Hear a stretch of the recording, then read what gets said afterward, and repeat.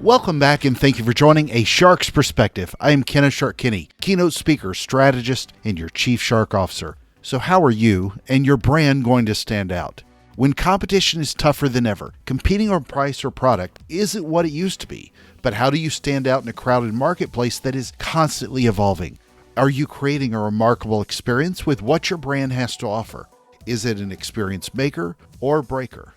Dan Gingiss is a keynote speaker, customer experience coach, and the author of The Experience Maker, How to Create Remarkable Experiences That Your Customers Can't Wait to Share. And on this episode, we'll discuss customer experience, how to leverage CX in your marketing, price versus an experience, social media metrics, personalization, making experience more witty, immersive, shareable, extraordinary, and responsive, pain points, sparklers versus candles, a Tex-Mex restaurant and some so-so reviews, ever forward with Ann Handley, CX for pets, a 10-day challenge, a Shark Tank experience story, difficult mixed drinks, Chicago baseball, and a lot more. So let's tune in to an experience-making Dan with an experience-making shark on this episode of A Shark's Perspective. Dan, thank you so much for joining us today on A Shark's Perspective. If you will, tell us a little bit about your story and your career to date.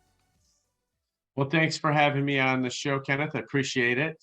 I'm a 20-year marketer from corporate America. I spent time at McDonald's, Discover, Humana, got my start in direct mail and worked all the way up to all the digital channels, email, social media, search, etc. And then kind of realized, had an epiphany that if I never created another marketing campaign again, it was going to be too soon. And that the actual best way to create the kind of marketing that all marketers are looking for, which is word of mouth, was actually to focus on customer experience instead.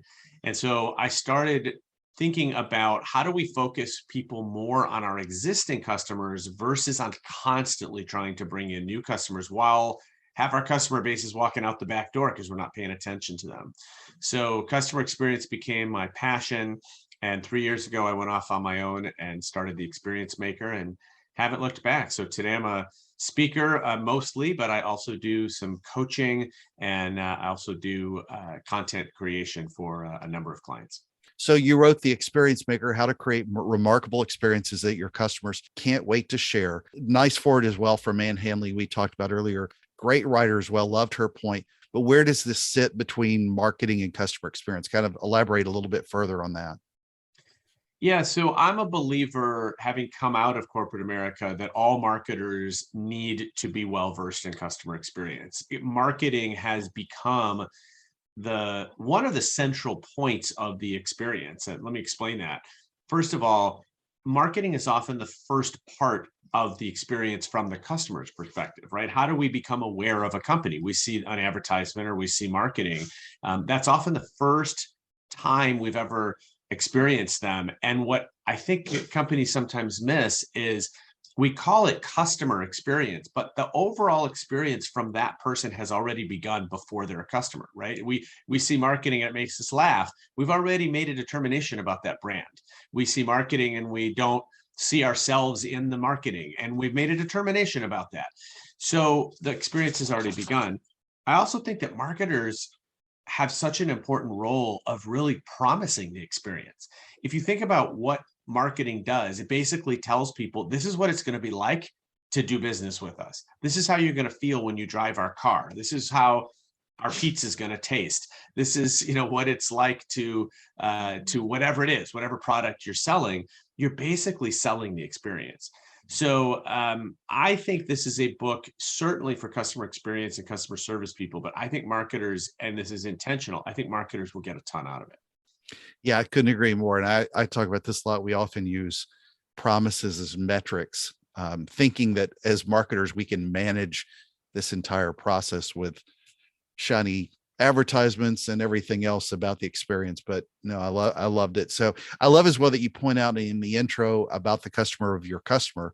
I know that I've mentioned this a gazillion times on this show and on stages. I don't think it's considered nearly enough by brands who either engage agencies or consultants, or by the agencies and consultants themselves who help make these promises to brands. But talk about the value of the customer of your customer, since so many of us work in a B2B environment.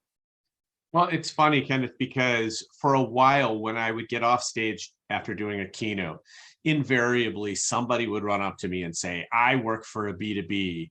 I love your content. I love what you have to say, but does this apply to B2Bs?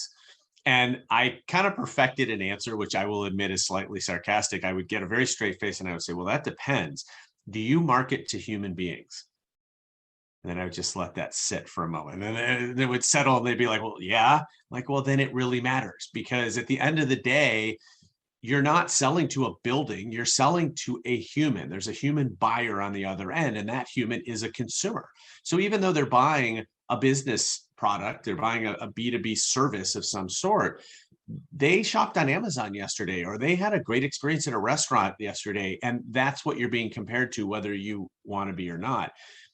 Having that additional understanding that that customer has his or her own customers, and that he or she needs to deliver an experience to them, and probably is using your service to do it, makes it so important, right? Because if you can't see all the way to that finish line, if you can't see how that end user is using your product, not just your own customer, then you're not going to create the right experience for them. So you talk early on in the first chapter about traditional marketing not being enough. Unpack that a little bit further about how you see traditional marketing and how marketers need to look at this differently. Well, as I said, I became exhausted at all marketing. Whether it's email campaigns or social media campaigns or direct mail or television, whatever, like shoot me now, right? I'm tired of it. And as a consumer, I'm tired of it, right? We're all tired of our scrolls being interrupted. We fast forward through commercials. Even when we're listening to podcasts, if the host starts to do a commercial read, we fast forward 30 seconds to pass it by. So I think there's a lot of just tiredness over being marketed to. And that's why I think traditional marketing is not enough anymore. Because if that's all you're doing, first of all, you're only focusing on prospects and trying to bring in new customers, and you're ignoring the customers that are already there. That's a huge miss. And second of all, it just doesn't work as well as it used to. I'm not saying don't market. I mean, marketing's not going away, but if the companion isn't there where you are focused on the experience of your existing customers, then a lot of your marketing goes to waste, because you spend all this money to bring a customer in and then they don't stay because the experience is terrible. So if we think about how much our acquisition costs are, and in so many areas, acquisition costs are going up, we've got to make sure that when we actually are successful in bringing a customer in the door, that we get them to stay a while. Otherwise, our marketing dollars were lost. Well, in chapter 3, you talk about the case for customer experience. And what I often focus on for me is the revenue impact that this makes at the C-suite, what they listen to in order to make a choice on investments. However, a lot of marketers are still looking at it through whatever numbers and metrics that exist that help them deliver what they're trying to deliver. How do you get marketers to really sort of reshape their focus? Because again, they're being asked to a lot, at least if you're not at the C-suite, a lot of managers or people underneath those managers or directors are simply trying to hit a number as opposed to an experience that keeps a customer rather than just bring in a new one. Yeah, so I'm a big proponent of always focusing on the bottom line, because that's what your executives care about. So I spent a lot of time in social media, and it's kind of funny. I chuckle because so many social media marketers just sort of decided at some point that calculating the ROI of social media was impossible. So they just weren't going to do it.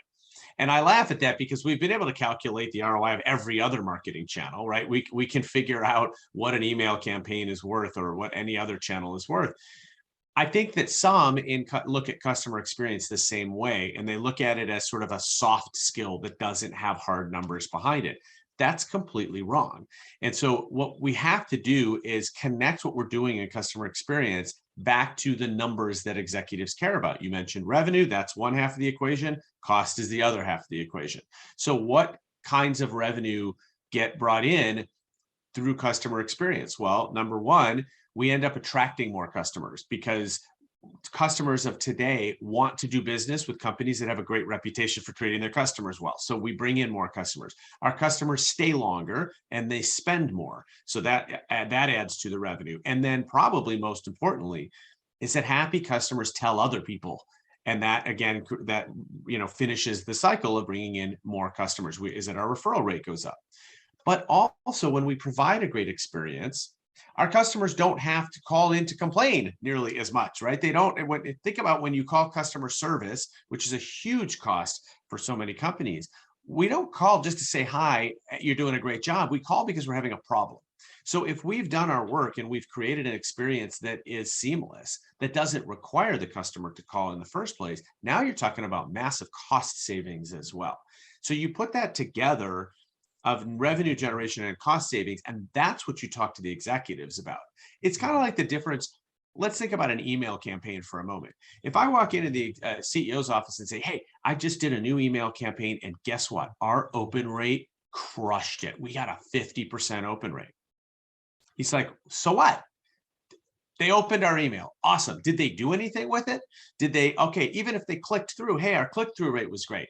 Fantastic. What does the executive care about? Did they purchase? Did they did they do what we wanted them to do? I don't care how much they open or click. Those are great numbers, but they don't tell me how it affects the bottom line. So always take your metrics, really wherever you are, marketing, customer experience, whatever, take your metrics and create that tie to the bottom line. Well, let's talk a little bit about the WISE method: witty, immersive, shareable, and extraordinary. Later on, you talk about being witty, not the funny witty, but more like being clever. And one of the examples you use is a gas station with a clever sign. I love that one. I bought a bunch of gas over the weekend, so it's WISE front and center to mind to me. But gas is $2.99, but customer service is priceless. Now, if this gas station is across the street from another gas station selling gas at the same price, do you choose this one or the one selling 99-cent bottles of soda? You choose this one because of a couple of words on their sign that makes it feel more like a welcoming place. That's witty, and I get it and agree. I would do the same, but thinking about what you just spoke about, I think goes with this question as well. What do you tell the marketer who's selling against somebody who's got a nickel cheaper, or whether the gas station that uses that simply as a marketing ploy? I love when you point out that they've got to be able to fulfill that promise. And I guess what I'm worried about was that CX is becoming a lot more popular than it used to. And I love the focus on it, but with great power comes great responsibility, to lean into Spider-Man. This is becoming, I worry a little bit about this becoming more of a tactic than a practice. And for a lot of consumers, it may be too late once they've spent their money. So how do we build witty and still fulfill a promise? Yeah, great question. So witty to me is about being clever, using language to your advantage, and refusing to be boring. And today's customers, especially younger customers, want that from brands. They want some personality.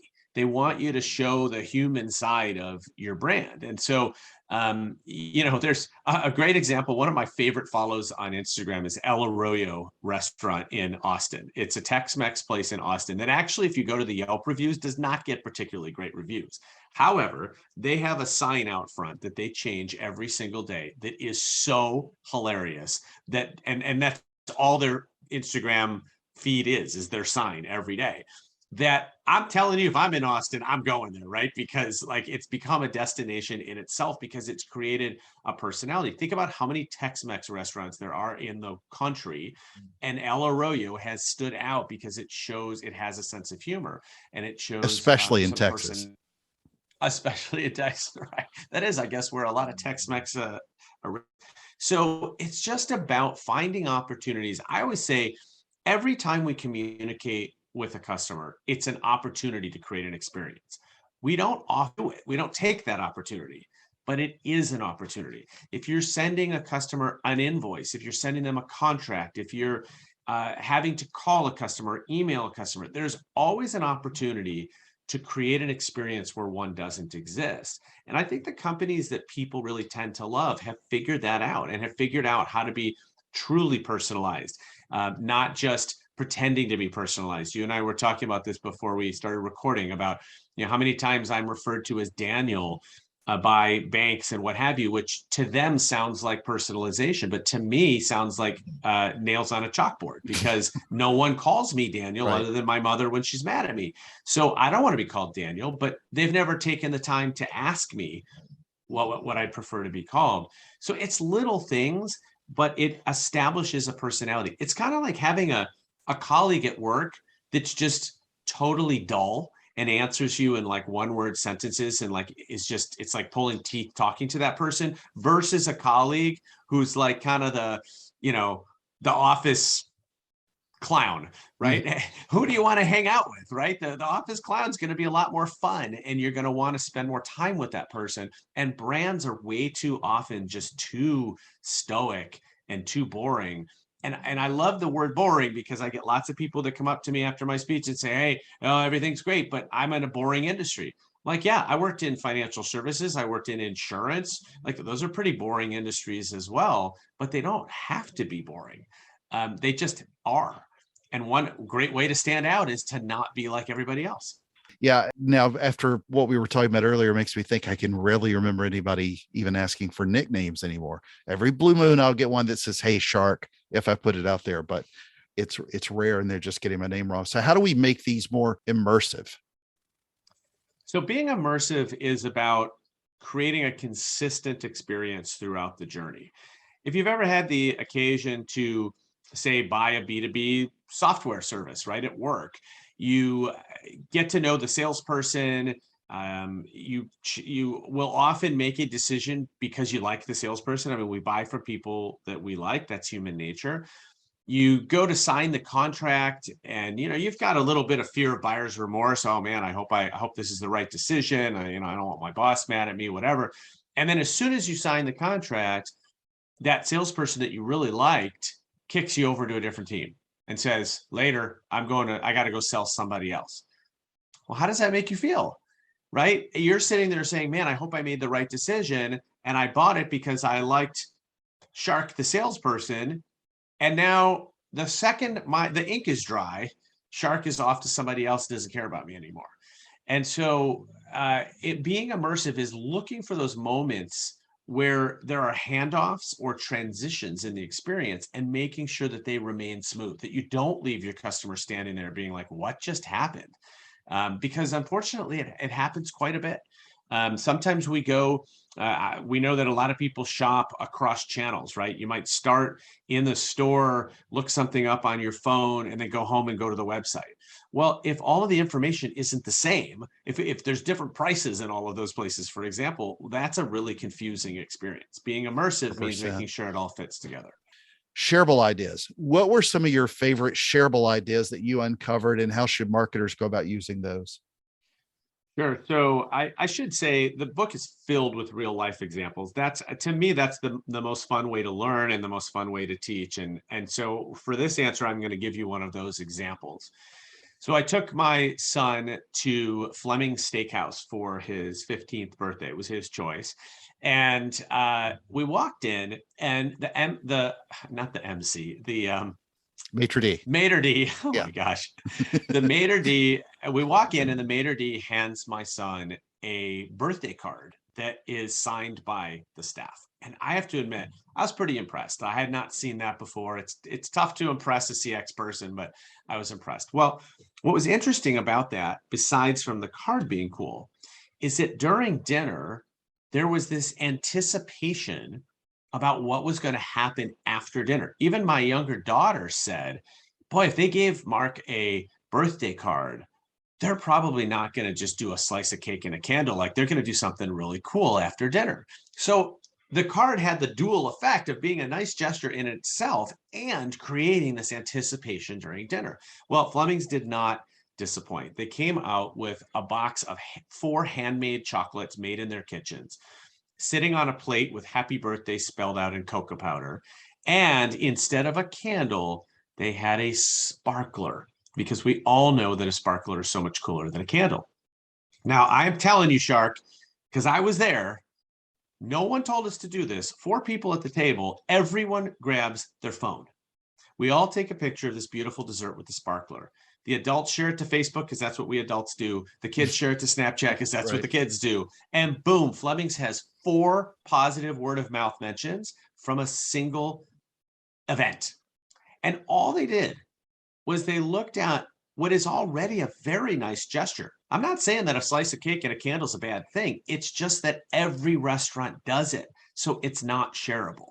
But when you turn it into even just the switch from the candle to the sparkler, makes it totally shareable. And I noted when I took a picture of the sparkler, because our cameras are so powerful these days, you can see each individual spark in the picture. Like, it's really cool.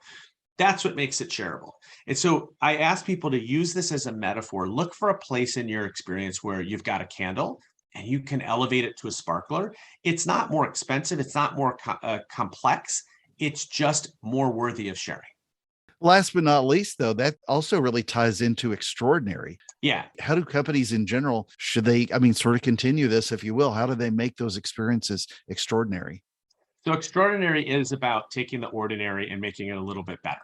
And remembering that most customer experiences that we have are ordinary. That's why we don't share them, right? We know that people share very positive experiences and very negative experiences.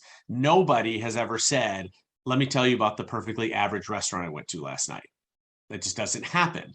So if everyone else is ordinary, and chances are your competitors are pretty ordinary, being extraordinary just means being a little bit better than them. It doesn't necessarily, you don't have to shoot for the moon. And I like to tell people that customer experience does not have to be a multi-year, multi-million dollar transformational thing. It can just be a series of little things. And if you, especially if you can build a culture and teach your employees that everyone can have an impact on customer experience, as you start to make these little things happen, they add up to a lot. And so a candle to a sparkler is not a big thing. It is a little thing, but it's a big difference. And you've also hit on a point that experiences can be different parts of the WISE methodology. They can be witty and shareable and extraordinary together. In fact, the more you stack them, the better the experience is, even though you really only need one of them to create an experience. Most importantly, though, towards the experience, was the steak extraordinary? Oh, of course it was. Yeah, the dinner was delicious. Everything was great. The service was wonderful. Which can get lost in the conversation when we think about all the packaging and all the other stuff, but eventually it's that promise. Absolutely. And that's true, is that, sometimes if you think about your favorite restaurant that you go to, your favorite steak restaurant, right? It's so consistently good that it is almost hard to stand out, because you go in with the expectation that it's going to be consistently good, and it is consistently good. But you know what? That's why you come back. And so, the thing about, especially as we talk about shareable, right, is that even if the customer doesn't share, the fact that they're coming back again and again, and our mutual friend Shep Hyken's new book is called I'll Be Back, right? That in and of itself is a huge business driver. So even if they don't go tell anybody else, the fact that they keep coming back is obviously great for business. Agreed. Well, you conclude towards the end with a couple of chapters about implementing this at your company as well, with eliminating pain points. Any high level points that we can look at for eliminating those pain points? Well, I think with pain points, the best way to find them is to become a customer of your own company, if you can at all. If you absolutely can't, then you need to attach yourself at the hip to an existing customer and kind of go through the process with them. I want you to go through every process. If you have a website, I want you to register for your own website. Then I want you to forget your password and go through the forgotten password process, because we all know how fun that is, right? I want you to be a customer and see what annoys you. And if it annoys you, I promise you it's annoying your customers as well. And so as we pick apart the things that are creating these pain points, we can eliminate them. And I give a long example of when I was at Discover Card and did this, and we won the JD Power Award for the first time. And I believe this was absolutely connected, is, customers understand today that companies will make mistakes. I actually think for the most part, customers can be pretty forgiving. It depends on what happens when you make, what happens next. How do you resolve the mistake? But ultimately, we also don't appreciate death by 1,000 paper cuts. Like, at some point, if you just keep aggravating me a little bit at a time, I'm just going to throw up my hands and I'm going to say, I'm just going to go somewhere else, because I'm kind of tired of this. And so that's why eliminating pain points is such an important piece of the puzzle. Well, if you're any decent sized company, become a customer and try to hunt for the phone number to find somebody to help you fix your problem. Oh, it's so funny you mentioned that, because I think I briefly mentioned this in the book. One of the companies I worked for, the executives all had their own personal customer service number that they could call that was basically the VIP line. It got them to a supervisor. And I remember being asked if I wanted access to it. And I said, absolutely not. I want to call, I want the experience just like a customer gets it, because I want to know what it's like to either wait on hold or to get to a representative that maybe can't answer my question, and whatever. If you're a CEO and you're going through the VIP line every time, how can you possibly relate to what your customers go through? So you as a speaker, I'm curious what stories in the CX world resonate best with your audiences on stages? Great question. I will tell you the brand that sticks out the most, and that more people than any other brand that I talk about come up to me afterwards and say, "I got to tell you my story," is Chewy. Chewy is the online pet supplies company, and if You you're write a about pet it in the owner, book. yeah, Chewy. I mean, they do so many amazing things. I don't even know where to start. They're well known for when a pet dies, they send flowers and a condolence card. Think about that. The customer just ceased being a customer, and they're sending them flowers. But they're smart because they know that almost every pet owner down the road is going to get another pet. I tell a lengthy story in the book about a woman who left a negative review about a product that isn't even Chewy's product. And what happened next was unbelievable in terms of just the service level and how they were able to turn a negative experience into brand advocacy. And that's the brilliant part, right? It's like, oh, this woman actually had a bad experience. She bought a product that she didn't like from you, and now she loves you even more. Amazing, right? That's what Chewy is so good at doing. And they've just built it in. They built it into every touch point. They built it into their culture. Their employees are, and they're all pet lovers, so they can relate really well. And it feels like you're buying from a friend because they know pets. They know what it's like to have pets. They you know they ask you names of your pets, and then they use it in their communication, and they say, "How's Oma, my dog?" Or Oma's up for her medicine is up for renewal, or whatever it is. And it's just such a great experience working with them. So they're one of those companies a lot of people respond well to. So one of the things you offer, it's a freebie, is the 10-day CX challenge. Tell us about that. Yes, it's part of the book, but it is also available to your listeners as well. Just go to 10daycxchallenge.com and use the number 10. And every day you're going to get a 90-second video from me, but you actually don't have to look at my ugly mug. You can just listen to me, because it's one of those whiteboard videos where you've got like the hand drawing on the whiteboard. And every day there is a new tactic that you can grab the team. It's actually a fun team building activity, but a new tactic that you can employ at your company that is easy to do. It's not expensive. You can start doing it that day. And when you do all 10, you've really made a whole lot of progress to becoming a customer-centric company. Great. Well, Dan, you're in Chicagoland, and so that's water's a little colder up there. But I asked this of all of my guests on a shark's perspective: what is your favorite kind of shark and why? Do you have a shark experience story? I do know you have met Barbara Corcoran. I was going to say that's where I was going. Mark Cuban is my favorite shark for sure. And Barbara, I did get to meet Barbara and get a signed copy of her book. And I was the only one in the line of 300 that gave her a signed copy of my book at the same time, because I was like, why not? But yes, I do not swim with the sharks nearly as often as you do, but I do watch Shark Tank and love it. And I watch it with my kids. I think it is great. It's great programming for kids and teens to literally to just believe that they can do anything with a great idea. Could not agree more. Well, Dan, this is a special time in the show where we get to know you a little bit better. Are you ready for the 5 most interesting and important questions that you're going to be asked today? I am ready. All right. Your family's old business appeared in the scene of the Blues Brothers. So question number 1 is Dan Aykroyd or John Belushi? Definitely Belushi. And I just saw Aykroyd in the new Ghostbusters, the new-ish Ghostbusters movie. Still reminded me of Belushi and how brilliant he was. Yeah, and one of my favorite unsung movies is Taking Care of Business, which stars Jim Belushi. And as you mentioned, I'm from Chicago. The Cubs He's a win the World Chicago, Series yeah. in that movie, so Yeah. that's one of the reasons I loved it. All right. So I've asked this question to somebody in the CX customer service world as well. It reminded me when you said that you'd worked for McDonald's or with them on marketing stuff. Number two is quarter pounder or the Big Mac. Absolutely, the quarter pounder. Don't even have to think about it. I think that's the best sandwich on the menu with cheese Best sandwich in relative terms, though, on on their menu. McDonald's menu. On Yes. their menu, Yes. yes. Yes. All right. Number three, you're a licensed bartender. Which of these difficult to make drinks would you prefer making if asked by a customer to choose? The Commonwealth or the Ramos Gin Fizz? I'm going to be perfectly honest. I probably couldn't make either one of those right now, but I am a gin guy, so I'm going to go with the gin fizz. Okay, so the Ramos is the one down in New Orleans where they shake until you can't shake anymore.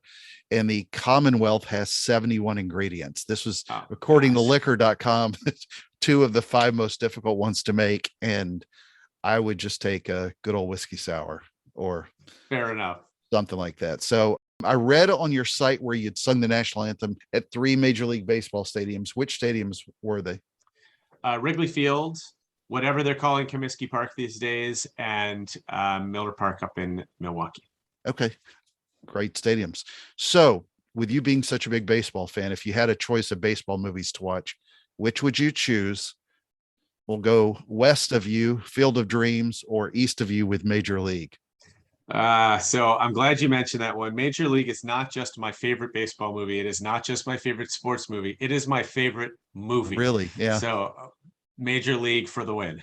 I just watched it again not that long ago, and be glad I didn't ask you Rookie of the Year with the Cubs or 8 men out with the White Sox. So I'll tell you, Major League. Hopefully you agree. It holds its own all these years later. It's still funny. It's still relevant. So many actors too that are still big today. When Wesley Snipes, yeah, it was great. Tom Berenger, so many good actors. Rene Russo, Bob Uecker, one of the most brilliant announcers of all time, and in that movie was fantastic. Absolutely. All right, and number 5, and the most important question you're going to be asked today is biscuits or cornbread.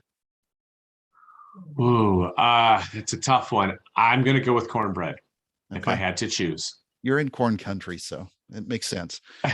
Dan, where can people find out more about you, get a copy of the book, keep up with what you're doing and more? Sure. So dangingiss.com is the best place. It's DANGINGISS. Also very active on LinkedIn and Twitter, especially. The book is available at Amazon, Barnes & Noble, Books A Million, wherever you want to buy books. And we didn't talk about it, but the R in my Wiser framework is being responsive. And I practice what I preach. So if you reach out to me, I will be happy to respond to you if you have questions or comments. Dan@dangingiss.com. Would love to connect. Great point. Dan, thank you so much again for being with us today on A Shark's Perspective. Thank you, Shark.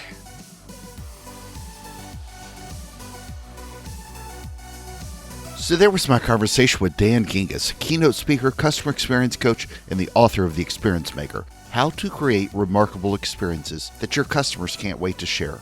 Let's take a look at 3 key takeaways from my conversation with him. First, love this quote from Dan.